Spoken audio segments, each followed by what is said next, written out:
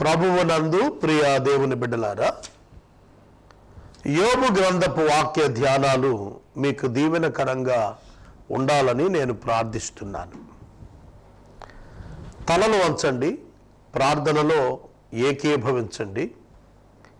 ప్రార్థన చేసుకుని వాక్య ధ్యానము ప్రారంభిద్దాం.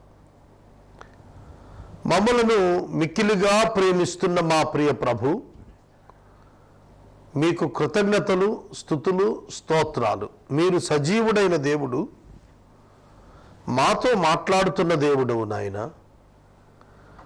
మేము ఎలా జీవించాలో మాకు దినదినము బోధిస్తున్న మా ప్రభుడవు నీవే. మాలో ఏ రోషం ఉండాలో, మాలో ఎటువంటి గుణలక్షణాలను ఏ స్థాయిలో ఉంచాలో మీరే మమ్మల్ని నడిపిస్తున్నారు. మీకు కృతజ్ఞతలు. యోబు చరిత్ర నుండి ధ్యానిస్తున్న వాక్యము మా అందరికీ దీవెనకరంగా ప్రసాదించండి. ఇప్పటికీ యేసుక్రీస్తు ప్రభువును దేవునిగా తెలుసుకొనలేకపోయిన జనులకు పరిశుద్ధాత్మ శక్తి ద్వారా ఒక్క అవకాశాన్నిచ్చి మారు మనసు రక్షణ అనుగ్రహించండి. యేసు నామమున ప్రార్థిస్తున్నాము తండ్రి, ఆమేన్.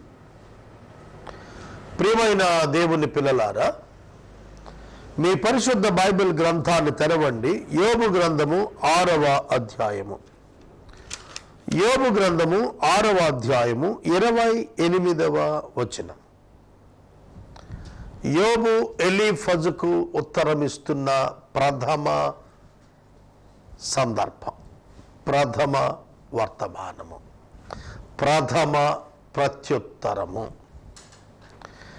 దీనిలో 28వ వచనంలో, దయచేసి నా వైపు చూడుడి, మీ ముఖము ఎదుట నేను అబద్ధమాడుదునా.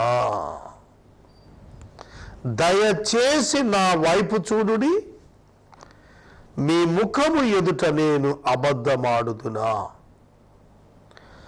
But now be pleased to look at me, for I will not lie to your face. But now be pleased to look at me, for I will not lie to your face. అద్భుతం ఈ మాట. Great communication అంటాను నేను ఈ మాటని. ఎందుకో చెబుతాను వినండి. దయచేసి, దయచేసి అనే పదం అండర్లైన్ చేసుకోండి. Please, be pleased, be pleased. నా ముఖం చూడండి, నా వైపు చూడండి, మీ ముఖం ఎదుట నేను మీతో అబద్ధమాడతానా. ఇది ఏం చెబుతుందంటే, యోబు ఏమడుగుతున్నాడంటే, నా వైపు చూడండి అంటే లుక్ ఎట్ మీ, నా వైపు చూడండి. Because I'm looking at you, నేను మిమ్మల్ని చూస్తున్నాను. మనం ఒకరిని ఒకరం చూచుకుంటున్నాము. ఒక ప్రశ్న నేను అడుగుతున్నాను, చెప్పండి. మీ ముఖము ఎదుట నేను అబద్ధం ఆడుదునా? నేను మీకు అబద్ధం చెబుతానా? మీరు నాకు అబద్ధం చెప్పలేని వారు కారా? కనుక you know me very well, మీకు నేను తెలుసు బాగా. నా ముఖం చూడండి మీరు. నేను యోబును. యోబు అంటే ఏమిటో మీకు తెలుసు. In my 26 years of my ministry నేను 1-2 మాటలు చెప్పాలనుకుంటున్నాను. 26 సంవత్సరాలుగా నా క్యారెక్టర్, నా మినిస్టీరియల్ వ్యక్తిత్వం ఎక్కడ మార్పు రాల. కొన్ని సందర్భాల్లో నా వైఫల్యాలు వచ్చినప్పుడు దేవుడు వాటి విషయాన ప్రత్యేక శ్రద్ధ తీసుకుని నాతో మాట్లాడారు, నన్ను సరిచేశారు. నా అవివేకాన్ని బట్టి, బుద్ధిహీనతను బట్టి వచ్చిన రాబోతున్న పరిస్థితులను ఆయన నిలువరించారు. I can say that 100%. Because God involved in my ministry. నా పరిచర్యలో దేవుడు జోక్యం చేసుకుని ఉన్నాడు. కొనియే ఉన్నాడు, కొనియు ఉన్నాడు, జోక్యము చేసుకొని ఉన్నాడు. కనుక ఆయన నేను నడవవలసిన మార్గం నాకు బోధించాడు, నడుస్తున్నాను. శరీర రీతిగా ప్రవర్తించే దుస్థితులు వచ్చినప్పుడు నన్ను హెచ్చరించాడు. దేవునికి నాకు మధ్య ఉన్నటువంటి అండర్స్టాండింగ్, నాకు దేవుని గురించి ఉన్న అవగాహన నన్ను ఏ విధంగా పరిచర్యలో నడిపించిందో చెబుతున్నప్పుడు ఆయన ఎదుట నేను ట్రాన్స్పరెంట్గా బ్రతకటానికి ఇష్టపడుతున్నాను. Not based on my economical conditions. I would like to live transparent before the eyes of God. దేవుని కన్నుల ఎదుట నేను పారదర్శకంగా బ్రతకాలనుకుంటున్నాను. For that I didn't expect anything on this earth. కాబట్టే నేను భూమి మీద దేన్ని ఆశించలేదు. ఇక యోబు దగ్గరకు వద్దాం. నేను దేవునికి నాకున్న రిలేషన్షిప్ మీకు ఎక్స్ప్లెయిన్ చేస్తూ మరలా యోబు దగ్గరికి వచ్చాను. యోబు దగ్గర యోబు యొక్క స్నేహితులతో యోబు చెప్తున్నాడు, you know well about my character. నేను మీ ముందు అబద్ధం ఆడుతానా? అర్థమవుతుందా? Is there any past experience with me that I lie before you? No. నా వ్యక్తిత్వం మీకు తెలియదా? మీ ముఖం ఎదుట నేను ఎప్పుడైనా అబద్ధం ఆడటం చూచారా? What a great challenge it is. What a great challenge. ఎటువంటి గొప్ప స్టేట్మెంట్ అంటారు ఇది. Can you say that before your friends? మీరు మీ స్నేహితులు ఎదుట ఈ మాట చెప్పగలుగుతారా? చెప్పగలిగితే మీ స్నేహం చాలా విలువైనదని అర్థం. దయచేసి నా వైపు చూడండి. Face is the index of the mind. Face is the index of the mind. హృదయము యొక్క దర్పణము ముఖము. హృదయము యొక్క దర్పణము ముఖము. కాబట్టి మీరు నా ముఖాన్ని చూస్తున్నప్పుడు మీకు అర్థమైపోతుంది నేను నిజం చెబుతున్నానా, అబద్ధం ఆడుతున్నానా అనేది. నేను మీ ముఖాన్ని చూసి నేను అబద్ధం చెప్పగలుగుతానా? ఈ మాట మాట్లాడినప్పుడు నేను యథార్థతతో మాట్లాడుతున్నానా, కన్నిగినెస్తో మాట్లాడుతున్నానా అనేది మీకు తెలియటం లేదా? ఎటువంటి క్యారెక్టర్ అండి యోబు. నిజంగా ఇంత నిష్టగలిగినటువంటి భక్తి చేసిన వాడు ఉన్నాడా? అందుకే దేవుడు చెప్పాడు, భూమి మీద ఇతని వంటి వాడు ఎవడు లేడు. I would like to get that kind of testimony from God. నేను దేవుని నుండి అట్లాంటి సాక్ష్యం ఇష్టపడుతున్నాను. మీరు కూడా అలానే ఉండాలి. మనమందరము సంఘము అలా ఉండాలి. అప్పుడే దేవునికి మహిమ. ఈ లోకంలో మనం అబద్ధమాడని వారముగా ఉన్నప్పుడు ప్రభావవంతమైన సేవ చేయగలుగుతాం, జీవితం జీవించగలుగుతాం. అదే అడుగుతున్నాడు యోబు. అన్యాయము లేకుండా నా సంగతి మరల విచారించండి. Please turn, let no injustice be done. Turn now, my vindication is at stake. నేను నిర్దోషిగా కనబడతాను, మీరు మరలా విచారణ చేయండి. మీరు ఒక అభిప్రాయానికి వచ్చేసి నేను పాపం చేశాను కాబట్టి, నా బిడ్డలు పాపం చేశారు కాబట్టి, వాళ్ళు చనిపోయారు, ఆస్తులు పోయాయి, అనారోగ్యం వచ్చింది అని మీరు అనుకుంటున్నారే, నా సంగతి వేరు. I'm a different man. నా సంగతి వేరు. You please turn and enquire again. మరలా విచారణ చేయండి, మరలా విచారణ చేయండి. Please turn now. ఇప్పుడే విచారణ చేయండి, ఇక్కడే ఉండి విచారణ చేయండి. You can examine my whole life, it's a open book to all. అదే చెబుతున్నాడు. యోబు జీవితము ఒక తెరిచిన పుస్తకమే. ఆ తెరిచిన పుస్తకాన్ని అనేకులు చూచారు. అడగండి మీరు ఎవరినైనా, నా జీవితం ఎలాంటిదో చెబుతారు. నేను సిటీ కేబుల్లో ఒక పెద్ద డైరెక్టర్, ఒక ఫ్రెండ్ ఒక ఆయన ఉన్నాడు. ఒకరోజు ఆయన నా గురించి ఇచ్చినటువంటి సాక్ష్యం, ఒక ఆయన ఒక కంప్లైంట్ చెప్పుకున్నాడు నా మీద. Shantisagar earned so much money on ఏసే పరిష్కారం, చాలా డబ్బు సంపాదించాడు అని చెప్పి ఒక నాన్ క్రిస్టియన్ ఫ్రెండ్ ఒక గ్రూప్ డిస్కషన్లో మాట్లాడుతుంటే అక్కడున్న మరొక నాన్ క్రిస్టియన్ అన్నాడు, ఐ ఛాలెంజ్ యూ, నేను సవాలు చేస్తాను, ₹1 సంపాదించిన వాడు ఎవడైనా ఉన్నాడంటే ఆయనే. నేను లేను అక్కడ. Non Christian group are discussing about the ministries. నేను ఎందుకు చెబుతున్నాను, టీవీలో మాట్లాడితే ఏమి సంపాదించని వాడు. కనుక ఒకసారి you please turn and examine. నేను ఎప్పుడు అంటాను, ఎవరైనా మా ఆఫీస్కి వచ్చి ఎంక్వైరీ చేస్తే వాళ్ళు కూడా వచ్చి డబ్బులు ఇచ్చిపోవాలి. మీకు మా రికార్డ్స్ అన్నీ చెబుతాయి.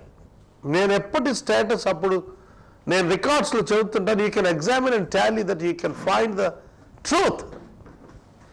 ప్రియమైన దేవుని బిడ్డలారా, ఎంత ధైర్యంతో చెబుతున్నాడంటే, నేను నిర్దోషిగా కనబడతాను, నేను నిర్దోషిగా కనబడతాను దేవుని ఎదుట, మనుషుల ఎదుట.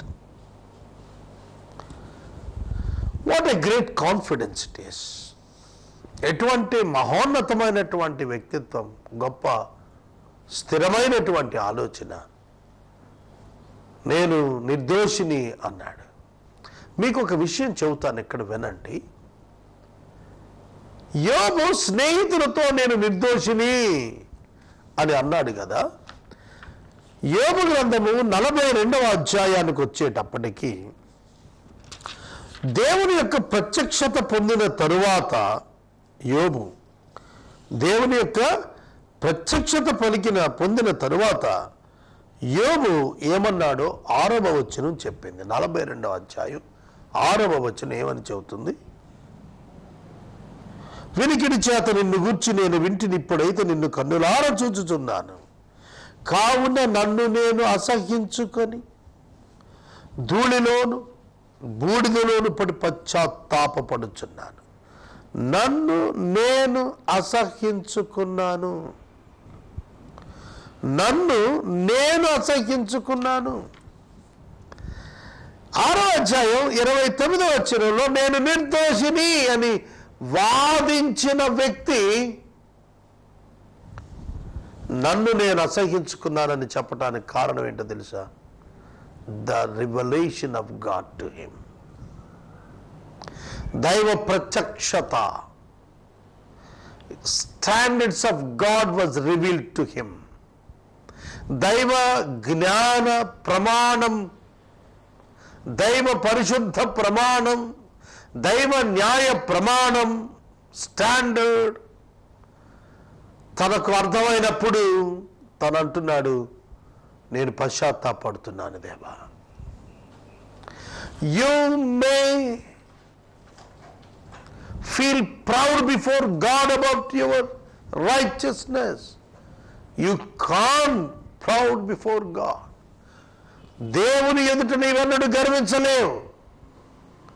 ఆ మహా వెలుగు ఎదుట నీవు వెలుగునని చెప్పుకోలేవు. ఆ మహాపరిశుద్ధత ఎదుట నేను పరిశుద్ధుడని చెప్పుకోలేవు. నీవు మనుషుల ఎదుట చెప్పుకోగలవు. కనుక human righteousness is not perfect, it is imperfect. అది సరైనటువంటిది కాదు. ఆర్గ్యుమెంట్లో నేను నిర్దోషిని అని బల్లగుద్ది చెబుతున్నా కూడా దేవునికి కావలసింది ఈ నిర్దోషత్వం కాదు, 42వ అధ్యాయంలోని పశ్చాత్తాపం. తను చేసిన పాపమును బట్టి కాక తన పొందబోతున్న మహిమ కొరకైన సిద్ధపాటు కలిగిన వాడిగా ఉండటానికి దేవుడు అతనికి అవకాశాన్ని ఇస్తున్నాడు. God wants to glorify Job. God wants to exalt Job. దేవుడు యోబును హెచ్చించాలనుకున్నాడు, ఘనపరచాలనుకున్నాడు. అందుకే అతనిలో ఆధ్యాత్మిక విలువలు పెళ్ళుబికినట్లుగా తన ఆస్తి అంతా తీసేశాడు, తన ఆరోగ్యం తీసేశాడు, తన సంతానాన్ని తీసేశాడు. యోబు తనను దేవుని ఎదుట పశ్చాత్తాపంతో కుమిలిపోయేటట్లుగా నేర్చుకున్న కృపను దేవుడిచ్చాడు. మనం తెలుసుకోవాల్సింది ఏమిటో తెలుసా? మనము పశ్చాత్తాప పడవలసిన వారమై ఉన్నామని మనము నేర్చుకోవాలి. దేవుని గురించి యుక్తిగా పలికినటువంటి యోబు తాను తన పశ్చాత్తాపం ద్వారా దేవుని ప్లీజ్ చేస్తున్నాడు. మనం ఎప్పుడూ కూడా మనుషుల చేత సిఫారసు పొందాలని, మనుషుల చేత మనం నీతిమంతులమని ప్రకటింపబడాలని కోరుకుంటాం. ఇది అశాశ్వతం, అది అశాశ్వత అనుభవం. అదేం ప్రయోజనం లేదు, దానివల్ల ఏ ప్రయోజనం లేదు. మనుషులు పొగడొచ్చుగాక, నువ్వు దానం చేస్తే పొగుడుతారు, అది గొప్ప కాదు. కానీ దేవుని ఎదుట నీవు గుర్తించబడాలి, దానికి నిన్ను నీవు తగ్గించుకోవాలి, నిన్ను నీవు రిక్తునిగా చేసుకోవాలి. యోబు గ్రంథంలో చివరకు వచ్చేటప్పటికి జరిగింది అదే. నేను బూడిదలో పడి కొట్టుకుంటున్నాను. అర్థమైందా? ఒక వ్యక్తిలో కావలసినది ఏమిటి? ఒక వ్యక్తిలో కావలసినది పశ్చాత్తాపం. నేనెంత పరిశుద్ధుండో అని గింజుకలాడి రుజువు చేసుకోవటం కాదు, నేనెంత పాపాత్ముండో అని తెలుసుకొని కన్నీరు కార్చటం అండి కావలసింది. ఇవాళకి నేను భయపడుతూనే చెబుతున్నాను వాక్యాన్ని.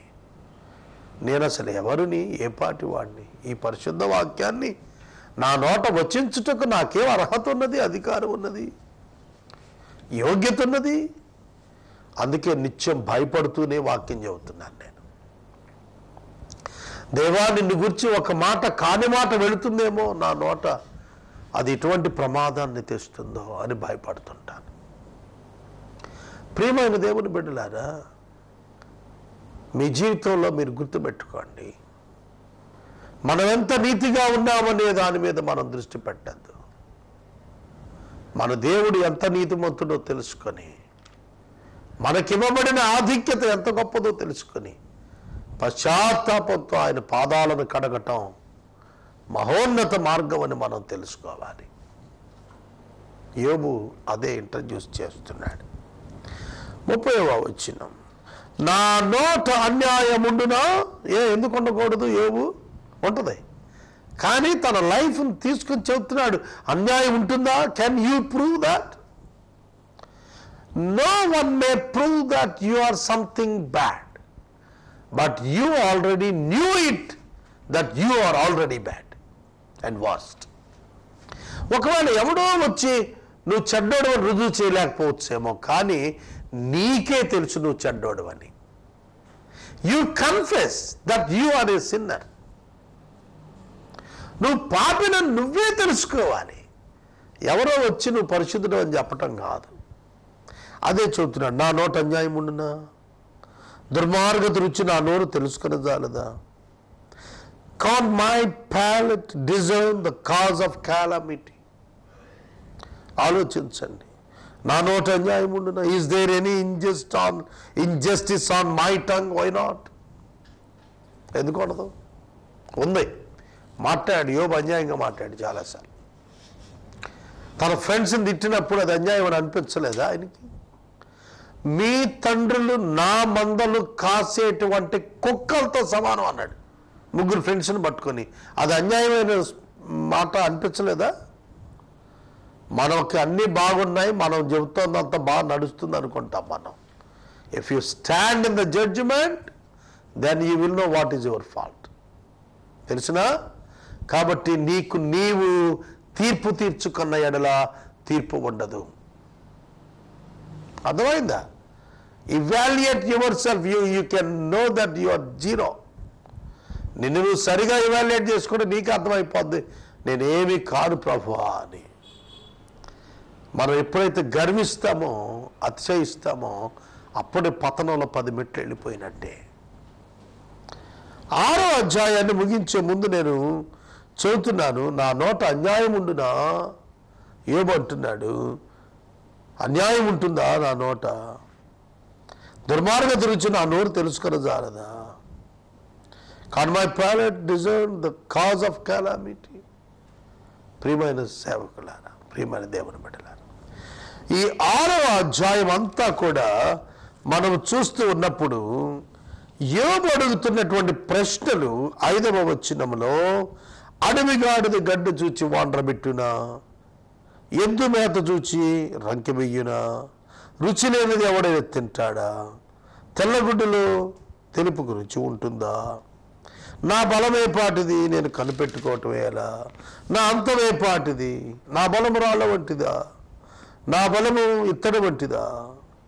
చూడండి ఎన్ని ప్రశ్నలు అడుగుతున్నాడు. ఏమైనా దయచేయండి అని అడిగానా, బహుమానం ఇమ్మని అడిగానా, పగవాన్ని విడిపించమని అడిగానా, విమోచించమని మిమ్మల్ని నేను అడిగానా, మీ గద్దింపు దేనికి ప్రయోజనం, గద్దిస్తామని మీరు అనుకుంటారు ఏమిటి,